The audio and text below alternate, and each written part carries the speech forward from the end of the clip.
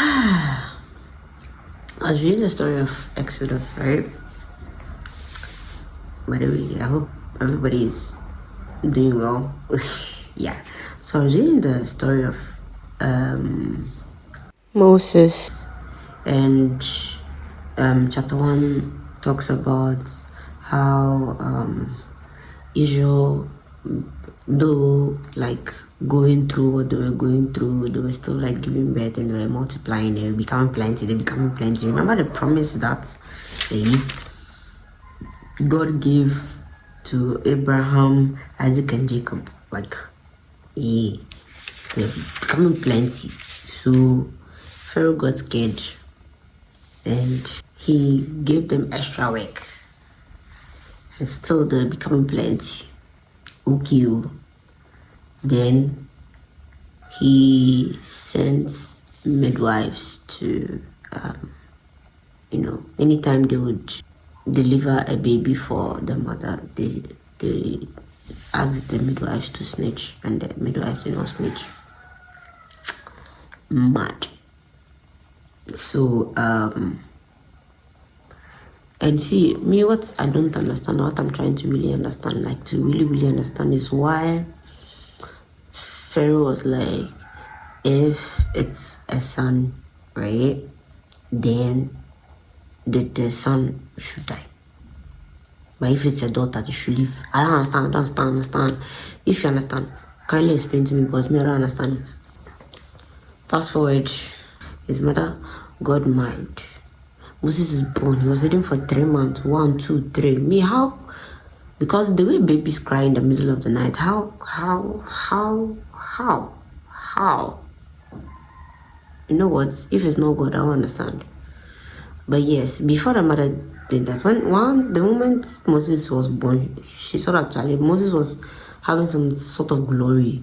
She was like, this boy, he cannot, I won't let him die. So 3 months later, she built a basket made of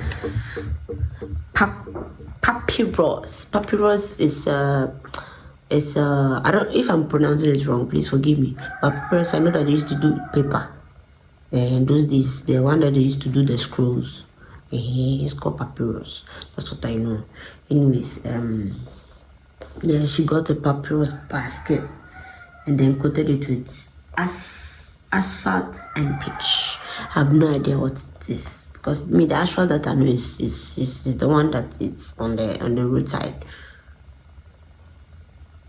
Yeah. Oh, that's not asphalt. Hey, I don't know. Anyways, yeah. So after placing the child, after sneaking the child out of the town, right? Because the soldiers were like looking for the kids and they drained them in the river Nile.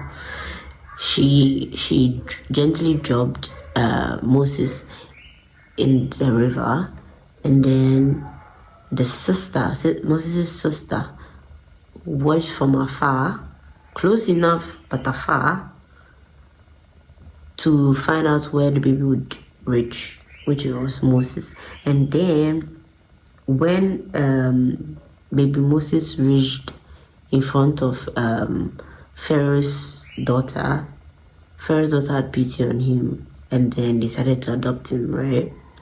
Say Moses' sister went to say, do you need somebody to nurse him for you? I mean, she wasn't a mother, so there was no breast milk. And she was like, yeah. And then she gave her the brother again, that she going to give to the mother. In fact, like, she didn't tell her that, oh, I know the mother, nothing like that. She just said, oh, do you need one of the women to nurse it for you and things? He was like, yeah, that's a good idea. Yeah, go and get somebody to nurse the child for me when it's a bit old enough, like a few months. Just bring it to me, and that's all. That'll be my child. So the sister took her brother back to the mother. That's okay. Now my brother is now a prince. So, well, take care of a child. I'm sorry if I'm being like this, but that's the only way it clocks in my head. So she took care of a child for some time, and then he grew up a little bit, but he was still too young to remember like things, you understand. And then he was brought back to Egypt and then he became a prince, like, you understand. He was adopted as a prince, and then he found out that, okay, I'm Hebrew. I'm Hebrew. And then he goes to save a Hebrew person by killing an Egyptian and burying the person under the sand. And next day, if you say we do only for one Hebrew person. Same people that they're about to save, though he didn't know, but same people, beyond people, same people. They were fighting over something, and then Brother Moses, who sent you? Brother Moses say, hey, this is man, what's going on?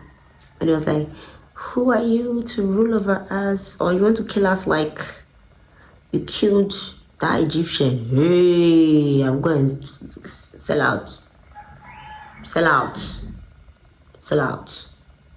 Now, he had to flee because Pharaoh found out and then got angry, and it was like, apparently it was like a great sin to kill, even for them, even though they were killing people. It was weird. But anyways, Pharaoh Bull, he wanted to he fled to a place called Midian, right? And then he went by a well because I was prayer. Who knows how long he ran? How long? I have to calculate. I have to look for the map and calculate it because it's going to be far. I believe it was far. He ran and then he sat down by a well. What confuses me a little bit, right? Because here he says the priest was called Ruel, but then in another chapter he calls him Jethro. So I don't know whether it was like an alternate name for the same person or they were two different people. That one I'm confused, but okay. So he sat by a well. So the priests of Midian had 7 daughters, and they were going by the well to feed their goats and sheep and sons. And then what happened was that some shepherds bullies came like, hey, yo, flim, right? So the girls were like, no. Then it became like Ghanaians would say trigonometry, like it was a struggle. It became a struggle, and then how do you call it? Moses got in the way, Moses got in the way, and then rescued the girls because it was getting pretty ugly, right? He rescued the girls and then fed the flock for the girls, and then the girls were like, you know what, thank you. And then they went to their father, and then their father said, I left him there. Oh, then invite him for dinner. He had nowhere to be, nowhere to sleep. Nobody even knew that he had run away, but they knew that an Egyptian boy saved him, right? Fine. They invite him to dinner. Best behavior boy, like, because he saved their life, and he was in the best behavior. He wasn't rude. That's a good boy. He was like, so Jethro saw this, and I was like, you know what? I have a daughter. I have a nice daughter called Zipporah. I actually like the name, sorry. And they marry. And after they married, they named the son Gershom. Gershom, which means I've been a foreigner in a foreign land. After some time, long time, I think I was reading, it was like 80 years. Like, it was a long time. It was like 80 years.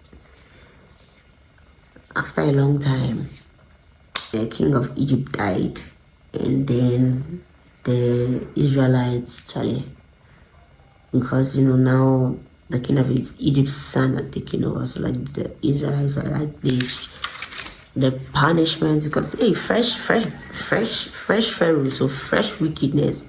You understand? He kept crying to God, but they're going through it. They went through it.